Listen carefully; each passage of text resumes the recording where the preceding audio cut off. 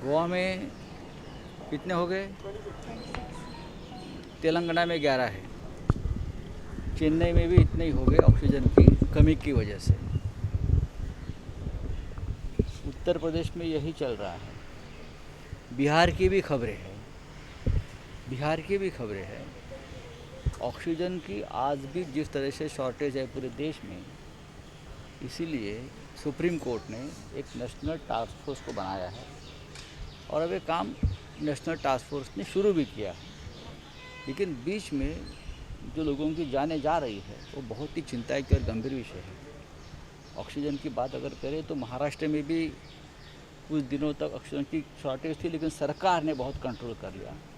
अब वहाँ की सरकारें क्या कर रही है मुझे मालूम नहीं, इसलिए नेशनल टास्क फोर्स जो बनाया है सुप्रीम कोर्ट ने, उसको ज़्यादा मेहनत करनी पड़ेगी। जिस तरह से गंगा से लाशें बहकर पाटना तक पहुंच गई है, ये चित्र बहुत ही भयावह और डरावना है। देश किस स्थिति से गुजर रहा है उसका ये एक बहुत ही भयंकर चित्र हमारे सामने आया है। और आज भी हमारे सरकार से, केंद्र सरकार से और राज्यों से कहना है, कुछ भी बातों अगर आपके पास कोई कमी है तो छुपाने की कोशिश मत करिए।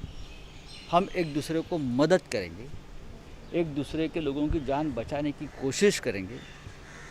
देश एक है, ये कोई राज्यों का झगड़ा नहीं है, ये मानवता की बात है और इसलिए कोई छुपाने की बात ना करें। अगर हम एक दूसरे को इस संकट के घड़ी में मदद कर सकते हैं तो ये सबसे बड़ी राष्ट्रभक्ति होगी, राष्ट्रवाद होगा। नहीं, देखिए, पहले से कुछ राज्यों ने यही बहुत बड़ी बात की थी कि हमारे पास कुछ नहीं, हमारे पास सब कुछ ठीक है, हमारे यहाँ कोई मरेगा नहीं, ना ऑक्सीजन की शॉर्टेज है, ना डॉक्टरों की शॉर्टेज है। लेकिन कल भागलपुर की एक महिला का वीडियो मैंने देखा है जिसका पति का निधन हुआ है। जिस तरह से उसने पीड़ा झेली है अपने पति के बारे में, उसकी विटंबना भी हुई एक स्त्री के नाते हॉस्पिटल में, तो ये चित्र ठीक नहीं है। तो सबको, ये सभी राज्यों के मुख्यमंत्री ने एक दूसरे के साथ निरंतर संवाद रखने की जरूरत है। सर, काँग्रेसच्या अध्यक्ष सामन्याची दखल घेत आहेत आणि महाराष्ट्रातील नेते मात्र सामना वाचतच नाही अशी प्रतिक्रिया. कोणी काय म्हणतंय सामना वाचत नाही किंवा काय, त्याच्याविषयी काय लक्ष द्यायची गरज नाही. सामना हा वाचावाच लागतो, दिल्ली असेल किंवा गल्ली असेल, आणि त्यानुसार अनेकांना आपली धोरणंही ठरवावी लागतात. सामना काय करू शकतो हे महाराष्ट्रामधल्या सत्तांतरासुद्धा आपण पाहिलेलं आहे, याच्या आधीसुद्धा पाहिलेलं आहे. आजही सामनाच्या शिरोभागी बाळासाहेब ठाकरे यांचं नाव झळकतं आहे. त्याच्यामुळे तीच ताकद सामन्याची आहे.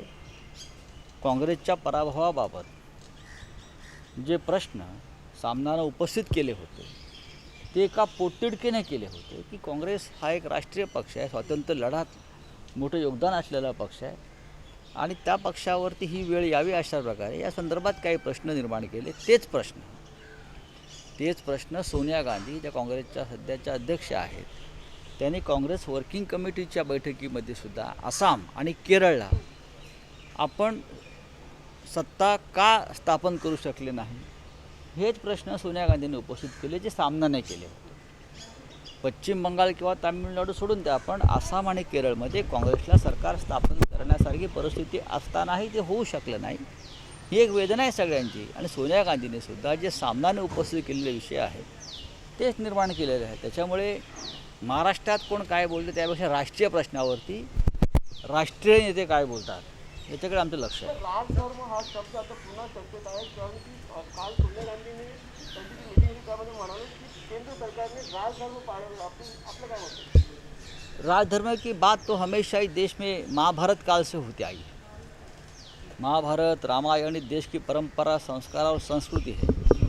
और जब राजधर्म का पालन नहीं किया है तो देश के सभी स्तंभ चरमाए गए हैं.